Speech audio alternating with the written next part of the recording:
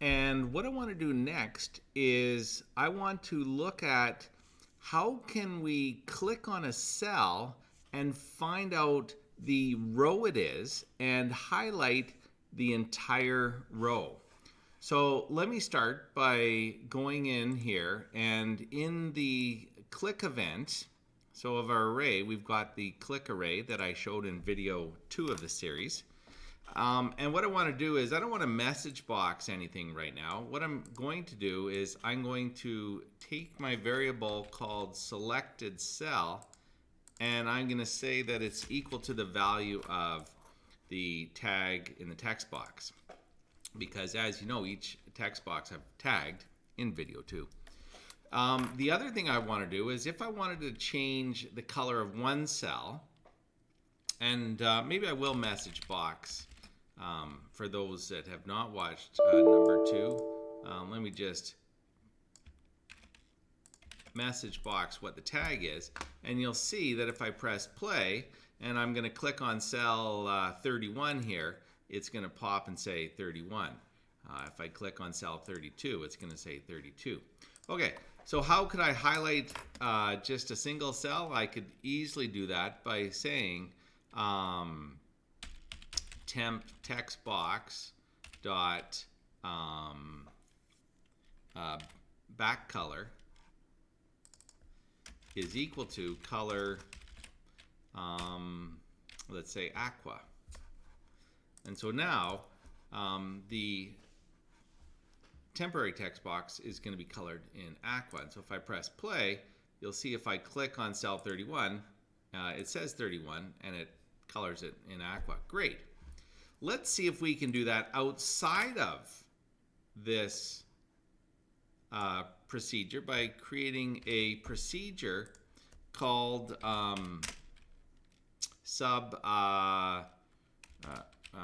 color or shade row.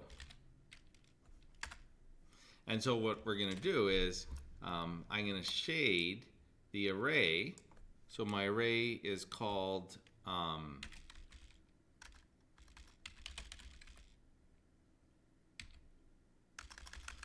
I need to go to the top here. What's my array? Sudoku array.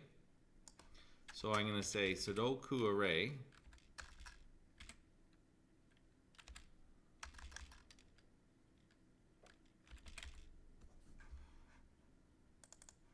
and element selected cell.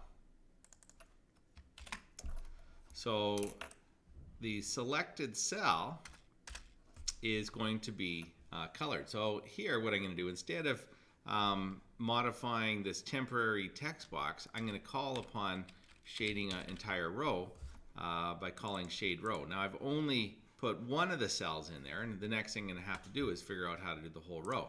So when I click on it, you'll see if I click on cell 31, I know that 31 is selected, and you can see it colors 31. But how could I do a whole row?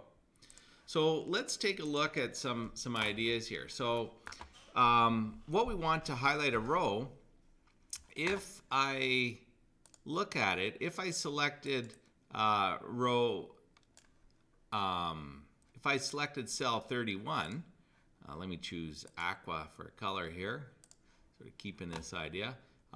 31 is highlighted, but I want to know that 28 all the way to 36. So this is the fourth row, because in Sudoku, if we are looking for a match, we need to select the entire row, and we also need to select the vertical row column, and we're going to need to select the cube. So that's how the game of Sudoku works. So for sure, we're going to need to do a row. So how can I calculate the row? And so this is going to take a little bit of math. And so one of the functions in Visual Basic that you can use is integer division. And integer division is this character here, the backslash. And so if I know selected cell is equal to 31, if I take an integer division and say 31 divided by 9, guess what the answer is? The answer would be 3. Not 3.7 or whatever it is, but just a plain old 3. Why?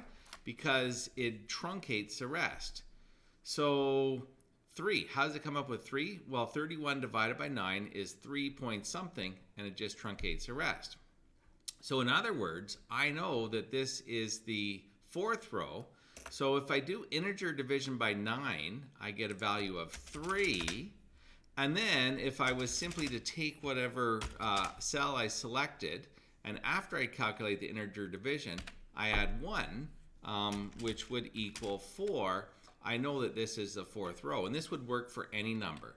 For example, if I did a couple rows down here, let's say the sixth row, if I did 50 integer division by 9, that answer would equal 5. And then all I need to do is add 1 and to get that that is the sixth row. So that's what I'm going to do. I'm going to create a formula using that, and then I'm going to do a loop.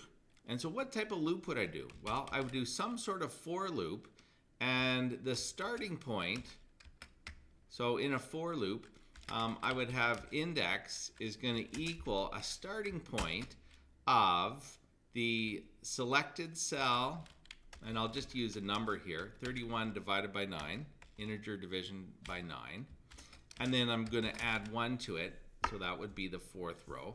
So that would be 31 divided by 9 is 3, add 1, that's 4. And so 4, I want to start with 28.